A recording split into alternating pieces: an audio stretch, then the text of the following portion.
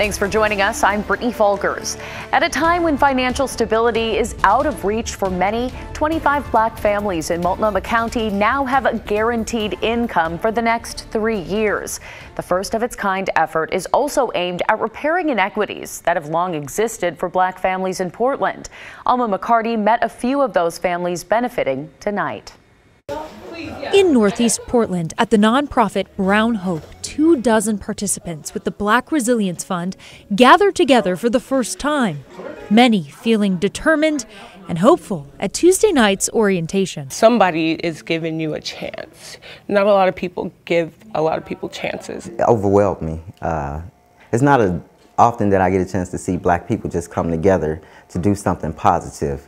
And I'm actually really excited about where this program is going to go. Octavia Johnson and Enoch McCoy are part of the first cohort chosen after several months and a couple rounds of applications to get up to $2,000 a month for 3 years through the Guaranteed Income Program. About 4 years ago, I was homeless, came from a dark place. I am a recovering addict, so coming from that place to the place that I am now means a lot. I am actually on my way to owning my own home with this program. It feels absolutely amazing. I was in a place where I didn't really know where I was going to get to be able to be to the next level.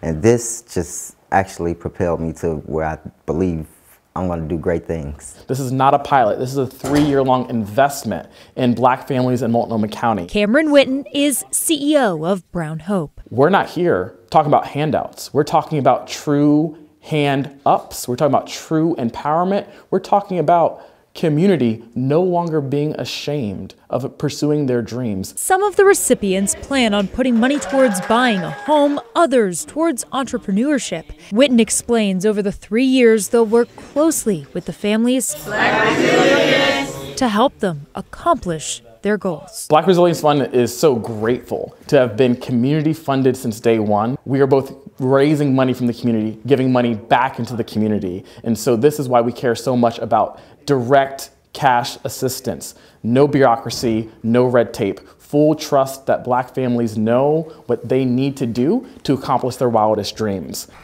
Over 11,000 households applied. Around 1,200 applicants were invited for a second round before the final 25 were selected after one-on-one interviews. This is just the first group. The Black Resilience Fund hopes to add a new program participants in December 2023. Brittany? Alma, thank you. And now let's get you caught up on tonight's other headlines. First, the closely watched Senate runoff race in Georgia. The Associated Press says incumbent Raphael Warnock is keeping his seat. He defeated Republican challenger Herschel Walker. Warnock took home a little over 51% of the vote. This gives Democrats an outright majority in the Senate after 2 years under a 50-50 divide. A home that's been an issue for Portland firefighters caught fire once again overnight. It's on North Wygant Street near Greeley Avenue. Fire crews have repeatedly responded to house fires here. They say there's excessive clutter inside, making it hard to find the source of the latest fire. They managed to put it out and found no one inside. The cause of this fire is under investigation. Progress continues for crews cleaning up that landslide on Highway 30 from last week. That slide shut down a section of the highway about 20 miles east of Astoria. One lane opened over the weekend, but it'll only stay open at night. During the day, all lanes will be shut down between 8 a.m. and 4 p.m. so that the cleanup can continue. There's no ETA for opening it any further. Developing tonight, a judge has temporarily blocked Oregon's new gun control measure passed by voters last month. Measure 114 was supposed to go into effect on Thursday. But today, a state judge in eastern Oregon's Harney County ruled in favor of plaintiffs trying to block the measure from going into effect. The judge granted a temporary restraining order blocking the law until he can hear more arguments. This actually came after a federal judge looking at a separate lawsuit said that the measure could go into effect. But the state judge's ruling takes precedence here because he was considering the case against Oregon's state constitution. That has more protections. The ballot measure requires background checks before the sale or transfer of a gun, bans magazines that hold more than 10 rounds, and requires permits to purchase a gun. Now to our homeless crisis. Oregon Department of Transportation crews are putting up more boulders along sections of I-5 to stop people from camping there. They argue that the camps are a safety hazard. ODOT started using the tactic about 4 years ago and are bringing it back now for winter. ODOT says slick road conditions in the winter make it that much more dangerous for campers to be next to the interstate. This week, crews started placing boulders just north of Delta Park near I-5. Well, an ODOT spokesperson says this is the only tactic that keeps campers from coming back. Some living on the streets told us it's just a temporary solution. I think it's a little overboard, a little excessive, if you will, just to keep a little camping from happening. If they had an alternative, that would be one thing. I don't know where everybody's going to go. This is really first and foremost a safety issue. It's dangerous for campers to be on the ODOT property right next to the state highways. ODOT says it's using hundreds of thousands of taxpayer dollars to install the boulders and keep those freeways clear. New tonight, Portland's Pittock Mansion is dressed up for the holidays. The House Museum's Christmas display is its biggest attraction of the year, but the nonprofit that runs the landmark has plans to increase attendance year-round.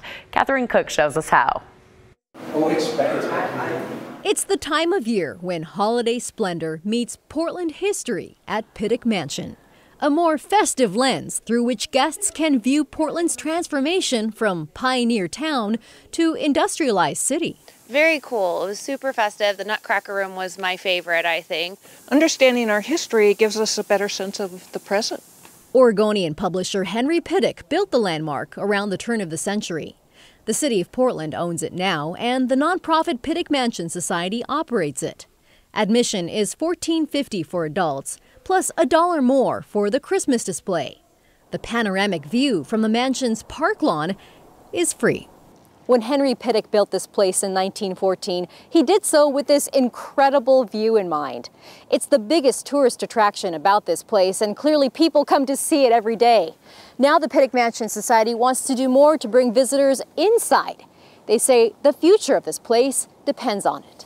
There's a lot of untapped potential. Paula Gangopadhyay is CEO of the Pittock Mansion. She took the job just 6 months ago as the House Museum emerged from a pandemic lull. She now hopes to increase visitor engagement, programming, and revenue. Specifically, dollars earned beyond the gated admission they've been so dependent on. We would like to host events. We might actually rent the place if somebody wants to have like a mini gathering.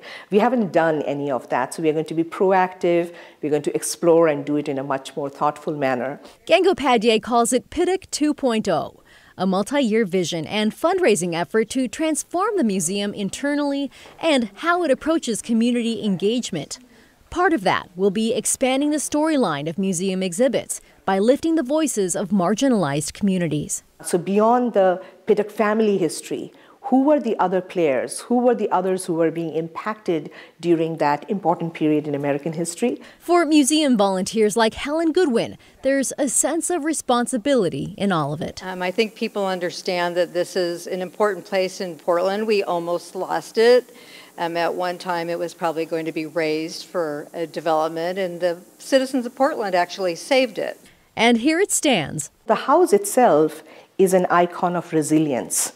On the cusp of a new year and a new invitation to come inside.